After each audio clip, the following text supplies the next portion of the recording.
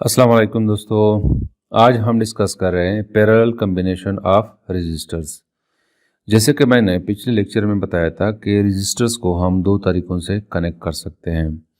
एक को हम सीरीज़ कम्बिनेशन कहते हैं और दूसरे को हम पैरेलल कम्बिनेशन कहते हैं। तो आज के इस लेक्चर में हम पैरेलल कम्बिनेशन ऑफ रजिस्टर को पढ़ेंगे। रजिस्टर को हम कनेक्ट करेंगे और फिर उसका इक्विवेलेंट रेजिस्टेंस हम फाइंड आउट करेंगे। तो सबसे पहले मैं डिफाइन करता हूं कि पैरेलल कम्बिनेशन है क्या। तो इसकी डिफिनीशन हम यूँ करते हैं कि number of resistors are said to be connected in parallel if the potential difference across each resistor is same and there are many parallel paths to the flow of current is called parallel combination of resistors. यानी उस combination को हम parallel combination कहते हैं जिसमें हर एक register के cross potential difference same हो और करंट की फ्लो करने के लिए मुख्तलिफ पाथ्स हो। यानी दो पाथ भी हो सकते हैं, 3 पाथ्स भी हो सकते हैं। तो फिर इस कम्बिनेशन को हम पैरेलल कम्बिनेशन कहते हैं। इस कम्बिनेशन में क्या करते हैं कि रजिस्टर की ऐसी अरेंजमेंट करते हैं कि हर एक रजिस्टर साइड बाय साइड एक दूसरे के साथ कनेक्ट करते हैं और फिर उसकी एंड्स जो है एक कॉमन पॉइंट में ज्वाइन कर लेते हैं। जैसे कि यहाँ पे आपको नजर आ रहा है, ये दो बल्ब्स है। इसको मैंने रिप्रेजेंट किया है बाई R1 एंड R2। इसको अगर देखें, ये साइड बाय साइड एक दूसरे के साथ कनेक्टेड है और इसका एक कॉमन पॉइंट जो है वो ये है। यहाँ पे ये बल्ब 2 जो है इस पॉइंट पे कनेक्टेड है टू द बैटरी और ये बल्ब 1 भी इस पॉइंट पे बैटरी के साथ कनेक्टेड है। सिमिलरली इसका लेफ्ट साइड जो है वो एक ही पॉइंट पे कनेक्टेड है to the positive terminal of the battery. इसको मैंने यहाँ पे ड्रा किया है। यहाँ पे अगर हम देखें, इस रजिस्टर का एंड जो है वो एट ए पॉइंट बी पे कनेक्टेड है विद द R2। दोनों रजिस्टर जो है इस पॉइंट पे कनेक्टेड है और इसका लेफ्ट साइड जो है वो भी इसी पॉइंट पे दोनों रजिस्टर का कनेक्टेड है और दोनों रजिस्टर्स बैटरी के साथ इसी पॉइंट पे कनेक्टेड है। यानी ये पॉइंट जो है पॉजिटिव टर्मिनल के साथ कनेक्टेड है और ये पॉइंट भी negative terminal of the battery के साथ कनेक्टेड है। अब दोस्तों क्वेश्चन यह है कि हम पैरेलल कम्बिनेशन को किस वक्त यूज करते हैं। दोस्तों इसको मैंने डिटेल में लेक्चर नंबर 61 में डिस्कस किया है कि हम पैरेलल कम्बिनेशन क्यों और किस वक्त यूज करते हैं। उस लेक्चर का लिंक डिस्क्रिप्शन में दिया गया है, लेकिन यहाँ पे भी मैं थोड़ा बहुत बता देता हूँ कि लेट्स सपोज आप लेबोरेटरी में कोई एक्सपेरिमेंट कर रहे हैं और आपके पास लैब में 3 रजिस्टर्स है। फॉर एग्जांपल एक रजिस्टर R1 है जिसकी रेजिस्टेंस मैं कहता हूं कि वो 2 ओहम्स है और दूसरा रजिस्टर R2 है जिसकी रेजिस्टेंस 4 ओहम है और थर्ड रजिस्टर R3 है जिसकी रेजिस्टेंस 6 ओहम है। और आपको अपने एक्सपेरिमेंट के लिए 2 ओहम से लेस रेजिस्टेंस वाला रजिस्टर चाहिए और 2 ओहम से लेस रेजिस्टेंस वाला रजिस्टर आपके पास नहीं है। तो फिर इस सिचुएशन में हम रजिस्टर्स को पैरेलल में कंबाइन करते हैं। चूंकि पैरेलल कम्बिनेशन का इक्विवेलेंट रेजिस्टेंस जो है वो लेस होता है उस रजिस्टर से जिसकी वैल्यू सबसे कम हो। मतलब ये कि यहाँ पे 3 रजिस्टर है, इसको हम कनेक्ट करते हैं पैरेलल में, तो फिर उसका इक्विवेलेंट 2 से कम होगा क्योंकि पैनल में सबसे कम रेजिस्टेंस वाला रजिस्टर जो है वो 2 ओहम है, तो इसका इक्विवेलेंट रेजिस्टेंस जो है वो 2 से कम होगा। तो अगर हमें 2 ओहम से कम रेजिस्टेंस वाला रजिस्टर चाहिए तो फिर हम रजिस्टर्स को पैरेलल में कंबाइन करते हैं। अब इक्विवेलेंट रेजिस्टेंस को फाइंड आउट करने के लिए सबसे पहले हमने देखना है करंट को और पोटेंशियल डिफरेंस को। तो पैरेलल कम्बिनेशन में टोटल करंट जो है वो शेयर होता है अमंग दी ब्रांचेस।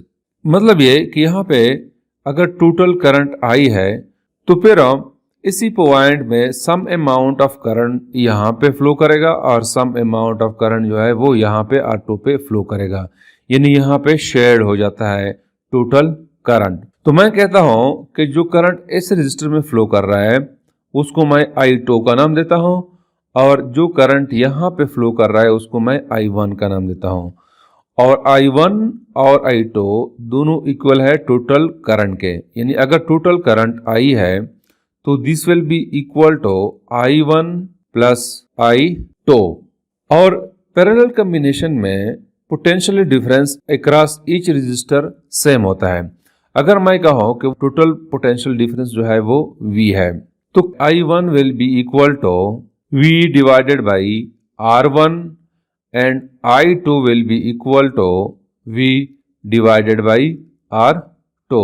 चूंकि यहाँ पे पोटेंशियल डिफरेंस सेम है तो हम V1 और V2 नहीं लिखते। तो I1 जो है V डिवाइडेड बाई R1 के बराबर हो जाएगा, I2 जो है V डिवाइडेड बाई R2 के बराबर हो जाएगा।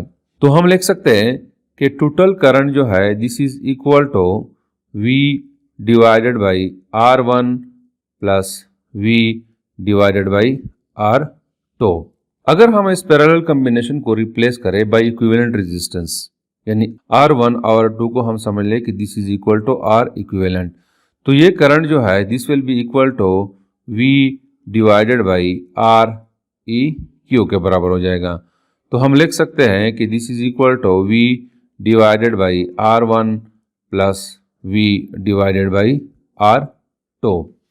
तो यहाँ पे ये V जो है ये कैंसिल हो जाएंगे, तो फाइनली हमारे पास रिजल्टेंट आ जाएगा 1 over R equivalent is equal to 1 over R1 plus 1 over R2।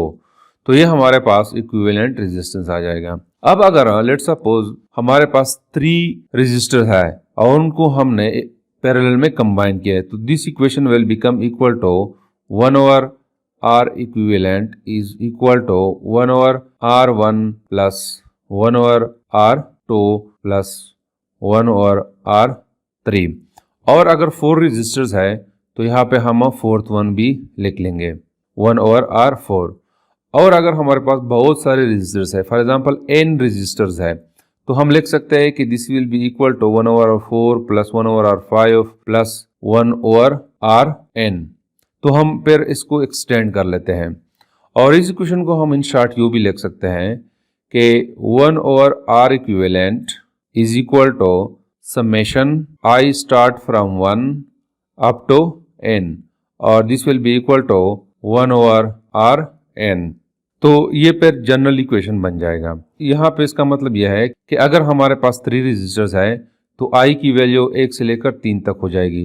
तो फिर this equation will become equal to 1 over R equivalent is equal to 1 over R1 plus 1 over R2 plus 1 over R3। तो यहाँ तक बन जाएगा। और अगर हमारे पास 4 रेजिस्टर्स है तो I की वैल्यू 1 से स्टार्ट होगी 4 तक, यहाँ पे n की वैल्यू 4 हो जाएगी और इक्वेशन हमारा यहाँ तक आ जाएगा 1 ओवर 4 तक आ जाएगा।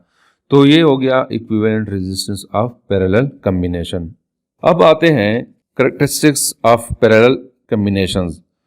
सबसे पहला कैरेक्टरिस्टिक ये है कि the voltage across each resistor is same, यानी पैरेलल कॉम्बिनेशन में वोल्टेज जो है वो सेम होता है। क्यों सेम होता है, इसको हमने लेक्चर नंबर 61 में बड़े तफसील के साथ डिस्कस किया है, जिसका लिंक डिस्क्रिप्शन में दिया गया है।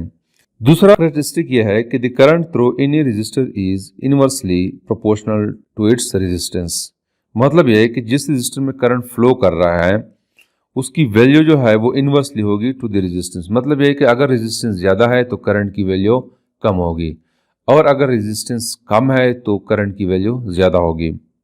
तीसरा ये कह रहा है कि the total current in the circuit is equal to the sum of currents in the parallel branches, यानी टोटल करंट जो है वो इक्वल होगा I1 plus I2 plus I3, यानी अगर 3 ब्रांचेस है तो I1 plus I2 plus I3 के बराबर होगा।